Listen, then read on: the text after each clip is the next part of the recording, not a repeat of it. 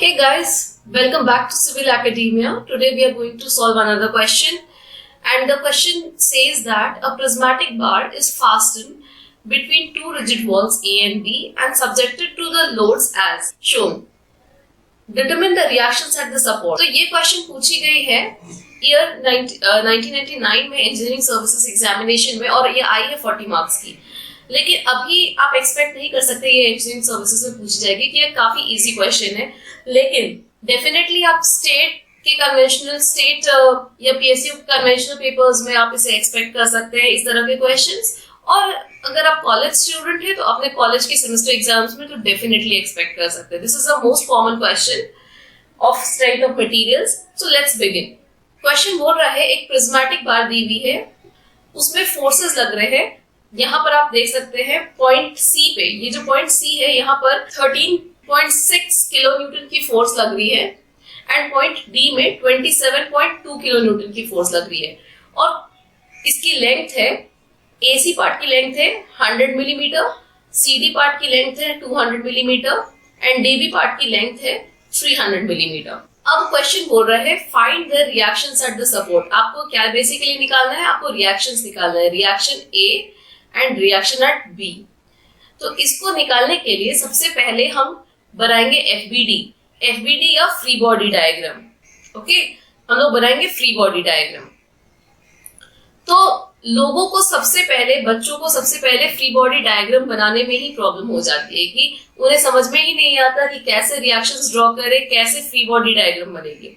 तो चलिए पहले सीखते हैं फ्री बॉडी डायग्राम बनाना। तो मैंने इसको तीन इक्वल पार्ट्स में, इक्वल पार्ट्स में नहीं, तीन पार्ट्स में डिवाइड कर दिया है। ये है पार्ट एसी, ये है पार्ट सीडी और ये लास्ट वाला जो है वो पार्ट है आपका डीबी। ठीक है, यहाँ पर आपको रिएक्शन ए फाइंड करना है। आपको क्या फाइंड करना है, reactions at A and reaction at B find करना है। तो हम पहले एक रिएक्शन ड्रॉ करेंगे पॉइंट ए पर। आप सोच रहे होंगे कि इस रिएक्शन का डायरेक्शन क्या होगा। बच्चों को कंफ्यूजन हो जाती है कि मैं डायरेक्शन ये वाला दूं या ये वाला दूं। मैं बताती हूँ, इससे कोई फर्क नहीं पड़ता। ये आपका मैटर नहीं करता कि रिएक्शन किस भी डायरेक्शन में आप ड्रॉ कर सकते हैं, इससे आपका आंसर कोई फर्क नहीं पड़ेगा। ठीक है, तो चलो मैं इसके लिए रिएक्शंस इधर की तरफ मान लेती हूँ। दिस इज रिएक्शन ए। ठीक है, अब देखो कि ये रिजिड वॉल से ये सपोर्टेड है प्रिज्मेटिक बार, तो ये एक इक्विलिब्रियम पोजीशन में है। यहाँ पर कोई भी इसमें इलोंगेशन नहीं हो रही है, चाहे कितना भी फोर्स लग जाए इसमें इलोंगेशन नहीं हो रही है। यानी कि पार्ट एसी जो है इसमें जितनी भी फोर्स लग रही है वो आपस में कैंसिल आउट होनी चाहिए। तो यहाँ पर एक रिएक्शन ए लग रहा है, तो जिस डायरेक्शन में मैंने इसे ड्रॉ कर दिया है रिएक्शन ए को, उसके जस्ट अपोजिट डायरेक्शन में मुझे और एक रिएक्शन ए ड्रॉ करना पड़ेगा। तब रिएक्शन ए और रिएक्शन ए आपस में कैंसिल आउट हो जाएंगे और यहाँ पर कोई भी फोर्स नहीं लगेगा इस पार्ट में। तो आप देख रहे होंगे रिएक्शन ए और रिएक्शन ए यहाँ पर मिल करके यहाँ पर कैंसिल आउट हो जा रहा है और यहाँ पर कोई भी फोर्स एसी में नेट फोर्स किधर भी नहीं है। ठीक है, अब हम लोग पार्ट बढ़ते हैं सीडी की ओर। तो सीडी को बैलेंस करने के लिए आप देखो यहाँ पर एक फोर्स तो 13.6 किलो न्यूटन की दी हुई है, ये क्वेश्चन में पहले से दिया हुआ है। अब हमने यहाँ पर पार्ट सी में एक रिएक्शन को मान लिया है कि वो इस तरफ रिएक्शन लग रहा है। यानी कि अगर सी में, इस वाले सी में राइट डायरेक्शन में, राइट हैंड की तरफ डायरेक्शन में रिएक्शन लग रहा है, तो ये इसको भी तो बैलेंस होनी होगी। अदरवाइज ये रिएक्शन तो यहाँ पर ऐसा करके ड्रॉ हो जाएगा ना, ये ऐसा करके रिएक्शन काम कर जाएगा, तो उसको आपको नलिफाई करना होगा। तो नलिफाई कैसे करेंगे कि यहाँ पर हम लोग एक रिएक्शन आर ए ड्रॉ कर देंगे इस डायरेक्शन में। तो ये टोटल, ये वाली रिएक्शन और ये वाली रिएक्शन मिलकर के आपस में कैंसिल आउट हो जाएगी। ठीक है, तो फिर हमें एग्जैक्टली पॉइंट सी में कोई रिएक्शन या फिर कोई नेट फोर्स काम करता हुआ नहीं नजर आएगा। लेकिन आप देखो कि सीडी बार में, होल सीडी बार में आपको एक फोर्स दिख रहा है। आपने रिएक्शंस तो ड्रॉ कर दिया, सीडी बार में आप कंसिडर करो आपने लेफ्ट हैंड की डायरेक्शन में यहाँ पर रिएक्शन ए ड्रॉ कर दिया है। आपको यहाँ पर 13.6 की एक फोर्स नजर आ रही है, लेकिन ये तो इक्विलिब्रियम में होना चाहिए। तो अब इसे बैलेंस कौन करेगा, इसको बैलेंस कौन करेगा? तो इसको बैलेंस करने के लिए हमें यहाँ पर इस डायरेक्शन में 13.6 की एक फोर्स लगानी पड़ेगी, और जस्ट रिएक्शन आपने जैसा ड्रॉ किया है पॉइंट सी में, पॉइंट डी में उसके अपोजिट एक रिएक्शन ड्रॉ कर दो RA। तो अब आप देखो, मैं थोड़ा सा इसे क्लीन कर देती हूँ तो आपको ठीक से नजर आएगी। तो अब आप देखो CD वाले बार में कौन कौन से रिएक्शंस लग रहे हैं। देखो 13.6 राइट हैंड डायरेक्शन में पॉइंट सी में लग रहा है, और 13.6 लेफ्ट हैंड डायरेक्शन में पॉइंट डी में लग रहा है। ये वाला 13.6 हमने क्यों ड्रॉ किया, क्योंकि जो बार CD है वो इक्विलिब्रियम में है, उसमें कोई भी फोर्स नहीं लगना चाहिए, नेट फोर्स, ठीक है। फिर देखो रिएक्शन एट CRA था लेफ्ट हैंड डायरेक्शन में, वो क्यों आया था, बिकॉज ऑफ बार A, मतलब ये जो फर्स्ट वाला जो बार है उसकी वजह से हमने RA ड्रॉ किया था पॉइंट C में। तो अब पॉइंट D में एक हमें नेट RA का डायरेक्शन मिल जा रहा है, लेफ्ट डायरेक्शन में RA मिल जा रहा है, उसको नलिफाई करना पड़ेगा। तो इसलिए पॉइंट D में हमने और एक रिएक्शन ड्रॉ कर दिया RA, ठीक है। क्यों, क्योंकि ये बार CD को इक्विलिब्रियम में करना था, ये बार 2 को, ये जो बार 2 नंबर दे रही हूं मैं, इसे हमें इक्विलिब्रियम में करना था, इसलिए हमने ऐसा ड्रॉ किया पॉइंट D का। अब चलो पॉइंट D तो हमने ड्रॉ कर दिया, अब देखो पॉइंट D हमारा इक्विलिब्रियम में है, तो इक्विलिब्रियम में होने की वजह से हमने लेफ्ट हैंड के डायरेक्शन में ये वाला जो एरो बनाया है 13.6 का, तो वो नलिफाई होना चाहिए, क्योंकि पॉइंट D में तो कोई फोर्स नहीं लगनी चाहिए। तो इसे हम ड्रॉ कर देंगे राइट हैंड डायरेक्शन में। राइट हैंड डायरेक्शन में अगर हम 13.6 किलो न्यूटन का अगर फोर्स ड्रॉ कर देते हैं तो ये नलिफाई हो जाएगा। चलो RA हमने पॉइंट D में राइट हैंड डायरेक्शन में ड्रॉ कर दिया, तो इस बार में बार 3 में आपको D में तो आपको नेट RA को नलिफाई करना पड़ेगा। तो आप क्या करेंगे, इसे इस डायरेक्शन में आप एक RA ड्रॉ कर दो। इससे क्या होगा कि RA और RA जो है वो कैंसिल आउट हो जाएगा, और यहाँ पर नेट फोर्स अगेन 0 हो जाएगा। लेकिन देखो क्वेश्चन में हमें क्या दिया हुआ है, यहाँ पर 27.2 किलो न्यूटन का एक फोर्स राइट हैंड डायरेक्शन में लग रहा है, ये 27.2 किलो न्यूटन का फोर्स राइट हैंड डायरेक्शन में लग रहा है, तो इसे भी हमें नलिफाई करना पड़ेगा। तो अब इस तीनों फोर्स को बैलेंस करने के लिए पॉइंट B में कौन सा एक फोर्स लगेगा, वो लगेगा रिएक्शन एट B। अब रिएक्शन B आप सोच रहे होंगे कौन से डायरेक्शन में, राइट हैंड डायरेक्शन में होना चाहिए, लेफ्ट हैंड डायरेक्शन में होना चाहिए, तो उससे ज्यादा मतलब नहीं है, आप किसी भी डायरेक्शन में ड्रॉ कर दो, अगर आप सॉल्व करोगे तो आपका आंसर सही ही आएगा। तो मैं मान लेती हूँ ये, इसे इस डायरेक्शन में ड्रॉ कर देती हूँ, ठीक है। This is reaction at B। तो यहाँ पर आपकी FBD क्लियर हो गई, फ्री बॉडी डायग्राम मैंने क्लियर कर दिया, ठीक है। इसमें क्या किया है हमने, पहले रिएक्शन एट A से शुरू किया, रिएक्शन एट A ड्रॉ कर दिया, लेकिन AC बार तो आपका इक्विलिब्रियम में था, तो AC को इक्विलिब्रियम में करने के लिए एक उसमें नेट फोर्स 0 करने के लिए एक अपोजिट डायरेक्शन में RA ड्रॉ कर दिया। अब पॉइंट C को आप CD बार में कंसिडर करो, हमने एक RA राइट हैंड डायरेक्शन में C पॉइंट बार 1 के लिए ड्रॉ किया है, तो पॉइंट C के लिए अपोजिट डायरेक्शन में रिएक्शन ड्रॉ करना पड़ेगा। लेकिन क्वेश्चन में और एक 13.6 दिया हुआ है, तो उसे तो ड्रॉ करना ही पड़ेगा, लेकिन CD बार भी इक्विलिब्रियम में है, तो D पॉइंट में हमें अपोजिट डायरेक्शन में 13.6 किलो न्यूटन की फोर्स लगानी पड़ेगी, और RA जो है उसको नलिफाई करने के लिए एक राइट हैंड डायरेक्शन में पॉइंट D में RA लगाना पड़ेगा। फिर हमने क्या किया, अब हम थर्ड बार में जा रहे हैं, तो पॉइंट D में नेट फोर्स को 0 करने के लिए, या फिर नेट फोर्स को 0 करने के लिए हमने क्या किया कि 13.6 किलो न्यूटन की फोर्स हमने राइट हैंड डायरेक्शन में लगा दी, क्योंकि बार 2 में हमने लेफ्ट हैंड डायरेक्शन में लगाई थी। अब RA को नलिफाई करने के लिए हम क्या करेंगे, राइट हैंड डायरेक्शन में जो पॉइंट D में हमने फोर्स लगाया था, तो इसलिए थर्ड बार में लेफ्ट हैंड डायरेक्शन में RA की फोर्स लगा देंगे। क्वेश्चन में दिया हुआ क्या है, 27.2 किलो न्यूटन की फोर्स राइट हैंड डायरेक्शन में पॉइंट D में लग रही है, तो वो तो हमें ड्रॉ करनी ही पड़ेगी। अब ये सब फोर्सेस को BB बार या बार 3 में नलिफाई कौन करेगा, रिएक्शन एट B नलिफाई करेगा। आई होप आपको FBD अब क्लियर हो गई होगी। तो अब शुरू करते हैं, हमें रिएक्शंस निकालना कैसे होगा। तो रिएक्शन निकालने के लिए हम लोग शुरू कर देते हैं बार 3 से, ओके। बार 3 से हम शुरू करेंगे। आप देखो इसे, ये बार इक्विलिब्रियम में है, यानी कि जितनी भी राइट हैंड फोर्सेस लगेगी वो लेफ्ट हैंड फोर्सेस के बराबर होनी चाहिए, ठीक है, क्योंकि ये बार इधर भी मूव नहीं कर रहा है या इलोंगेशन इसमें 0 है, तो देखो जितनी भी राइट हैंड फोर्सेस है यानी कि राइट डायरेक्शन में जितनी भी फोर्सेस है 13.6 राइट हैंड डायरेक्शन में है, हमारा जो बी वाला फोर्स है reaction B right hand position में है, और 27.2 भी राइट हैंड डायरेक्शन में। ठीक है, एक तरफ के डायरेक्शन को हम लोग इक्वेट कर देंगे उल्टे डायरेक्शन के साथ, यानी कि ये तीनों बराबर होना चाहिए कि लेफ्ट हैंड डायरेक्शन वाले फोर्स के साथ।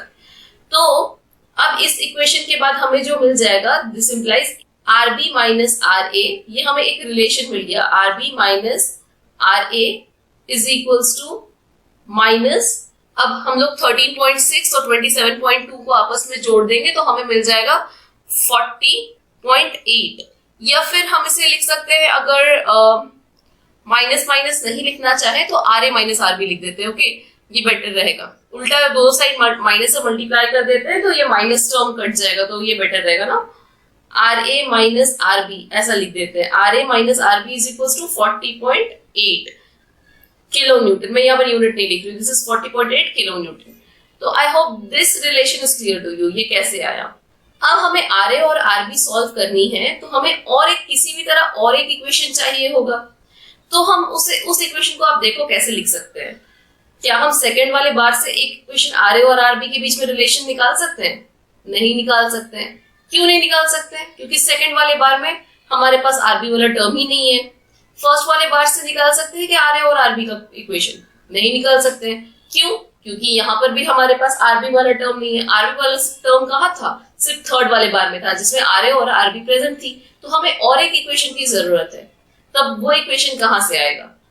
तो इस इक्वेशन को पता करने के लिए हम यूज करते हैं कंपैटिबिलिटी इक्वेशन की। अब चलो देखते हैं कंपैटिबिलिटी इक्वेशन क्या होती है। हमें पता है कि बार जो है वो रिजिड वॉल से जुड़ा हुआ है, ये वॉल जो है वो रिजिड है, मतलब ये बार में कोई इलोंगेशन नहीं होगी, बार में कोई भी लेंथ चेंज नहीं होगा। ठीक है, हमें ये बात पता है, कितनी भी फोर्स लग जाए कहीं पर भी कोई लेंथ चेंज नहीं होने वाली। तो ये पॉइंट ए था, ये सी था, ये डी था और ये बी था। तो हम ऐसा लिख सकते हैं ना कि change in length of AC plus change in length of CD plus change in length of DB must be equals to 0।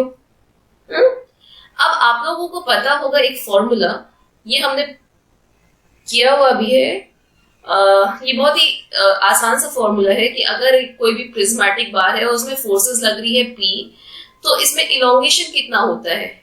PL by AE. I hope you know that. L, what is L? L is the length of the bar. P is the pull, total force on the bar. What is A? A is the area of the cross section and E is the modulus of elasticity. लेकिन आप सोचोगे कि हमें तो यहाँ पर AE तो पता ही नहीं है, एरिया ऑफ द बार तो पता ही नहीं है, इलास्टिसिटी भी नहीं पता है, उससे कोई फर्क नहीं पड़ता। क्यों नहीं पड़ता? क्योंकि अल्टीमेटली वो आपका 0 में कन्वर्ट हो जाने वाला है। चलो देखते हैं। तो हम लोग यही फॉर्मूला अप्लाई करेंगे, ये PL by AE अप्लाई करेंगे। तो पहले हम देखते हैं कि बार AC में कितना फोर्सेस लग रहा है। चलो देखो, पार्ट AC में कितना फोर्सेस लग रहा है? सिर्फ RA लग रहा है। ठीक है, रिएक्शन एट A। तो यहाँ पर P के जगह में क्या लिख देंगे? RA। What is the length of bar AC? देखो बार AC की क्या लेंथ है? बार AC की लेंथ है 100 मिलीमीटर, तो यहाँ पर लिख देंगे 100 मिलीमीटर। अब मान लो बार एक की कुछ भी एरिया हो, उसे लिख देंगे A, और उसकी कोई भी मॉड्यूलस ऑफ इलास्टिसिटी हो, उसे लिख देंगे E, plus CD, change in length of CD, वही PL by AE। तो CD में हमारे पास क्या क्या फोर्सेस है? देखो CD में नेट फोर्स क्या है? हमारे पास एक RA है और 13.6 है। हम इसे ऐसा लिख सकते हैं, तो हम लोग टेंशन फोर्सेस को पॉजिटिव मानते हैं और कंप्रेशन को नेगेटिव मानते हैं। ठीक है, तो आप देखो बार फर्स्ट में यानी कि AC बार में जो भी टेंशन था, यानी कि RA टेंशन के रूप में था, इस बार को इलोंगेट करने की कोशिश कर रहा था, बार AC को इलोंगेट करने की कोशिश कर रहा था, तो हमने उसे पॉजिटिव लिया। अब बार CD में देखो RA क्या कर रहा है? इस बार को इलोंगेट करने की कोशिश कर रहा है। ठीक है, और जो 13.6 है वो बार को क्या करने की कोशिश कर रहा है? कंप्रेस करने की कोशिश कर रहा है। तो नेट फोर्स क्या होगा इसमें? RA minus 13.6। ये माइनस साइन क्यों लिख रहे हैं? क्योंकि दोनों अपोजिट डायरेक्शन में, और रादर हम लोग एक साइन कन्वेंशन चूज कर लेते हैं, टेंशन को लिख लेंगे पॉजिटिव और कंप्रेशन जहां पर भी होगा वहां पर नेगेटिव। और यही वाला साइन कन्वेंशन हम पूरे क्वेश्चन में यूज करेंगे। तो यहाँ पर नेट फोर्सेस क्या हो गया, Ra माइनस 13.6। तो P की जगह में क्या लिखेंगे, Ra minus 13.6 P into L, what is L? Length of the bar was 200 millimeter by AE plus। तो चलिए अब आगे बढ़ते हैं आखिरी पार्ट यानी कि पार्ट डीबी की ओर। तो डीबी में हमें देखना है कि कौन कौन से फोर्सेस लग रहे हैं और नेट फोर्स कौन सा लग रहा है। तो आप ध्यान से देखो, डीबी में आपकी राइट हैंड साइड 13.6 लग रही है, लेफ्ट हैंड साइड Ra लग रहा है और फिर 27.2 लग रहा है। आप चाहो तो ये फोर्सेस लिख सकते हो, आप चाहो तो सिंपली आरबी लिख सकते हो, क्योंकि आपको पता है कि अल्टीमेटली क्या होने वाला है, इन तीनों फोर्सेस को कौन बैलेंस करेगा, आरबी बैलेंस कर देगा। ठीक है, तो मैं एक काम करती हूँ, मैं आरबी ही लिख देती हूँ। आप चाहो तो ये तीन फोर्सेस लिख सकते हो, आप चाहो तो आरबी भी लिख सकते हो, तो मैं आरबी लिख दूंगी। ओके, आरबी आरएचएस में टेंशन दे रहा है। यहाँ पर देखो, आरबी इस बार को इलोंगेट करने की यानी कि लंबा करने की कोशिश कर रहा है, तो आरबी का साइन क्या होगा, पॉजिटिव साइन होगी। ओके, तो यहाँ पर मैं सिंपली क्या लिख देती हूँ, RB into L. What is L? L is 300 millimeter by AE। Okay, is equals to 0। अब देखो, ये सारी AE जो टर्म है वो कॉमन बाहर निकल जाएगी और आप उसको राइट हैंड साइड ले जाओगे तो वो अल्टीमेटली क्या हो जाएगी, कैंसिल आउट हो जाएगी। तो आपको यहाँ से एक और RA और RB के बीच में रिलेशन मिल गई। इसको मान लेते हैं रिलेशन नंबर 2, और आपको जो पहले रिलेशन मिली थी उसको मान लेते हैं relation number 1। This is relation number 1। तो आप 1 और 2 से RA और RB की वैल्यू निकाल सकते हैं। चलिए देखते हैं कैसे। इसे सॉल्व करते हैं थोड़ा सा। 100 RA प्लस 200 RA माइनस इसे 200 into 13.6 is 30.6 into 200 is what? Is 2720. Okay, minus 2720 plus 300 RB must be equals to 0. यहां पर देख लो, यानी कि 300 RA plus 300 RB must be equals to 2720. This implies, यहां पर से हम लिख सकते हैं RA plus RB is equals to 2720 by 3000. इसकी वैल्यू कितनी होती है? 2720 डिवाइड बाई 3000 की वैल्यू होती है 0.9. ओके, 0.906. 0.906 मैं इसे लिख देती। तो आपको यहां पर से दो इक्वेशंस मिल गई। This is the second equation, और फर्स्ट इक्वेशन क्या थी आपकी? थी RA minus RB is equals to 40.8. RA minus RB is equals to 40.8. ये आपकी पहली वाली इक्वेशन थी। तो इस दोनों इक्वेशन की मदद से इसे सॉल्व कर लेते हैं। यहाँ पर हम सेकेंड इक्वेशन लिख देते हैं, RA plus RB is equals to 0.908. This is equation number 2. इस दोनों को सॉल्व करते हैं तो हमें क्या मिलता है? दोनों को ऐड कर देते हैं, RB और RB कैंसिल आउट हो जाएंगे और 2RA हमें मिल जाएगा। 2RA is equals to 41.7. ठीक है, तो यानी कि RA आपको कितना मिल जाएगा? 41.7 divide by 2, that is 20.85 kilo Newton. देखो, आपकी RA की वैल्यू निकल गई। अब आपको सॉल्व करनी है कौन सी वैल्यू? आपको सॉल्व करनी है RB की वैल्यू। तो आप RA की वैल्यू उठा करके चाहे इक्वेशन 1 में पुट कर दो, चाहे इक्वेशन 2 में पुट कर दो, तो आपको RB की वैल्यू मिल जाएगी। ओके, मैंने यहाँ पर एक गलती कर दी है मैंने। यहाँ पर आपने देखा होगा, दिस इज 300 नॉट 3000। मुझे यहाँ पर 300 से डिवाइड करना था, नहीं कि 3000 से डिवाइड करना था। तो ये आप जब 300 से डिवाइड करोगे तो ये आ जाएगा 9.06। एक पॉइंट का हेर फेर हो गया है। ओके, ये हो जाएगा 9.06। तो अगर हम इस दोनों को ऐड करते हैं तो हमें आंसर जो मिलता है वो मिलेगा 40.8 plus 9.06, that is 49.86। This is 49.86। और अगर आप इससे डिवाइड बाई 2 करो तो हमें मिल जाएगा आंसर 24.93. ओके, तो आपको जो RA की वैल्यू मिल जाएगी वो मिल जाएगी 24.93 किलो न्यूटन। और अभी आपको RB की वैल्यू पता करना बाकी है। तो आप RB की वैल्यू कैसे पता करेंगे? आप चाहे ये इक्वेशन यूज कर सकते हैं, RA minus RB is equals to 40.8 या RA plus RB is equals to 9.06। आप दोनों में से कुछ भी वैल्यू यूज कर सकते हैं। तो चलो मैं फर्स्ट वाला इक्वेशन यूज कर देती हूँ।